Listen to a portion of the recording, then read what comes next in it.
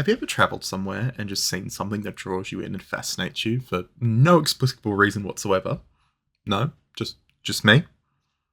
Well, you must be somewhat curious then when you clicked on this video about traffic lights in Berlin. Yes, this is a video about traffic lights in Berlin. Every single member of my German audience just screamed in enjoyment, and all the rest of you just went, what the hell is wrong with him?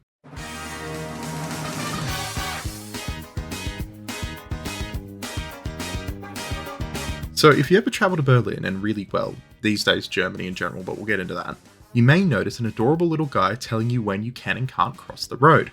I personally first noticed him when I was stuffing my face full of currywurst near Alexanderplatz at 8 AM on a Thursday morning. Don't judge me, I know what I am. I then noticed the little guy again when I was at the airport that afternoon, because he had his own little gift store. A traffic light man, with a gift store. And it was busier than the store selling merchandise for the Euros, as the Euros were being hosted in Germany. Was ist los, indeed. As a particularly weird historian who likes to specialise in nationalism and national identity above everything else, yeah, I'm like that. I find it more interesting than tanks, sue me. This little guy sent me down a damn rabbit hole because, to my astonishment, he's a holdover from the Deutsche Demokratische Republik, better known as East Germany. Yes, the Stasi one, with the wall. Somehow, this little green and sometimes red, dude has acquired a cult status, and he's expanded into the former West Germany, and become even more popular than before the end of the Cold War, particularly due to stupid tourists like myself who just go, ooh, cute little dude, but also as a cult symbol of a unified, modern German state. The history of the Ampelmännchen can be traced back to 1950, when the first traffic lights were introduced to East Berlin. These lights had many different designs, including this one, which is the brainchild of Karl Palgrave, who was a traffic psychologist. Yeah, that's a thing. And holy lord, this is the most German light I have ever seen. Green with the R is go! Red is voll! If you hit it, you die! How more literal can you be? It's so German! But Palgrave, he had some logic here, because he was thinking about the people who were colourblind, and he noted that the lights at the time were not bright enough to be differentiated between the different colours if you were colourblind. The cost of replacing all the lights with this very, very German design, well, it was just too high. And it is East Germany, occasional death is good for morale. Keeps you alert in case the smelly capitalists come knocking. Palgrave instead looked towards pedestrian traffic, which had no constraints on health unlike drivers, and he found support in introducing his new design. Two images of a little man, one walking and one saying stop. Being very German, he decided that a yellow light was not important because pedestrians are unhurried anyway. Now personally, I like this because it's better than the anxiety-driven blink blink blink blink blink of the green light saying move your butt, but this was his logic. Palgrave, being the epitome of mid-level manager, got his secretary Annelies Wegner to draw some designs based on his suggestions, initially wanting the little guy to have fingers, but this was difficult to illuminate so they were dropped instead. I kid you not, the little guy was based upon the East German dictator Erich Honecker, and a photo of him in a straw hat. The description that is often used to describe Ampelmännchen is that he is a perky and cheerful man, and he wears a petite bourgeois hat. The little guy was officially introduced in 1961, and he was adored by people, with the magazine Der Spiegel describing him as uniting beauty with efficiency, charm with utility, and sociability with the fulfillment of duties. For the average person, the Ampelmännchen just looked like a tubby religious leader or a child with a big head. It was cute. This little light figure became so popular that in the 1980s, he actually became the mascot for road safety in East Germany. He appeared in cartoon strips in funny situations. He was exceedingly popular. He became a point of pride for citizens. Something quintessentially East German. There were even TV shows. This is why you're getting this video. This tiny little green man, made for roadside crossings, became a subtle part of a country's national identity. Which is why I'm interested in it, and which is why I'm making you sit through and watch it. Also, it's fun. Think of the little dude as the East German equivalent of Greg's or the golden arches of the McDonald's logo. He was something East German. He was Ostdeutsche, and he was recognisable. Symbology is really, really important. Now, it's particularly important and particularly effective when the people choose the symbol themselves. Like the Australians with the Bunnings stag, we chose that symbol ourselves. It's something that means something to us. But the little Ampelmännchen would have his greatest possible test. The wall was coming down, and the new Germany really didn't have a place for communism and its symbols. When the wall came down in 1990, for a lack of a better word, the German kicked into the new German government, and they wanted to standardise all the traffic lights across the entire country, as, well, any sane economist would want to do.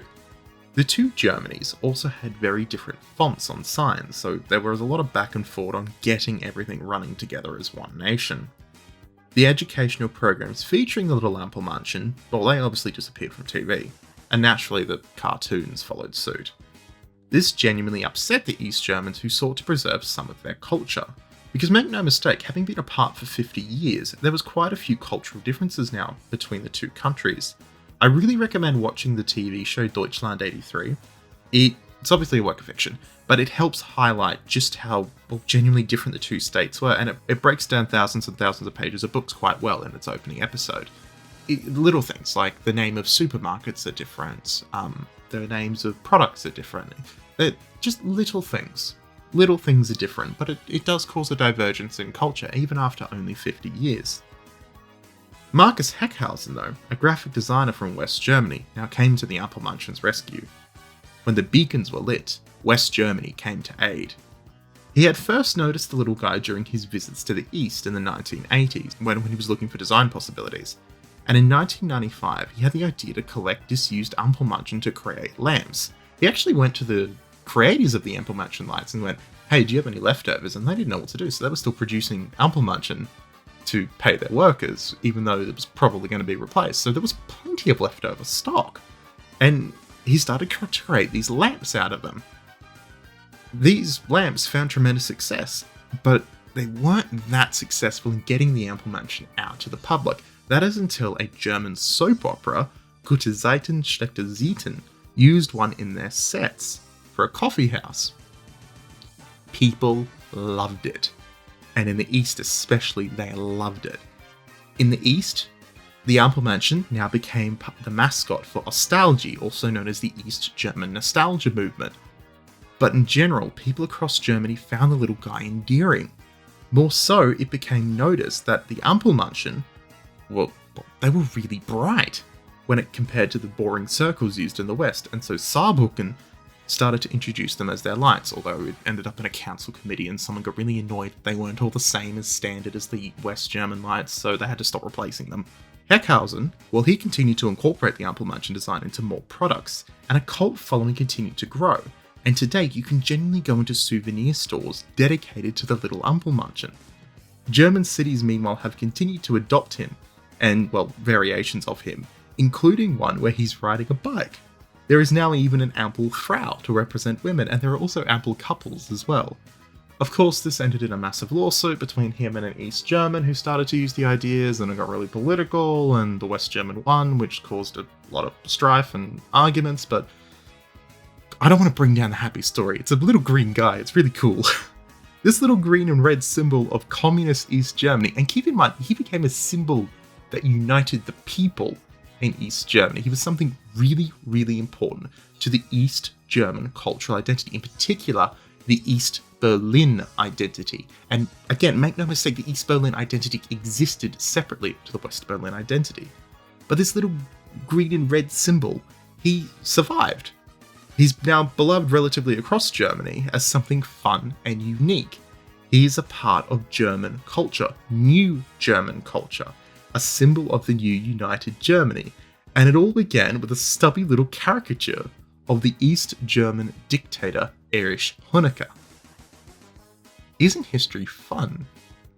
And yes, you just watched a video on a traffic light. You're welcome. I wanted to do something a bit more fun before, I delve into really miserable topics, including one that's going to have you all screaming at each other in the comments. But go ahead in the comments. Tell little stories about little things you've noticed on traveling that you find fascinating, little tiny little tidbits that you've seen. I guarantee you, if you go down the rabbit hole, you'll find that they are much more interesting than you might give them credit for. I bet you didn't realise that a traffic light was a symbol of state. Auf Wiedersehen und danke Patreon. Liken, kommentieren, abonnieren.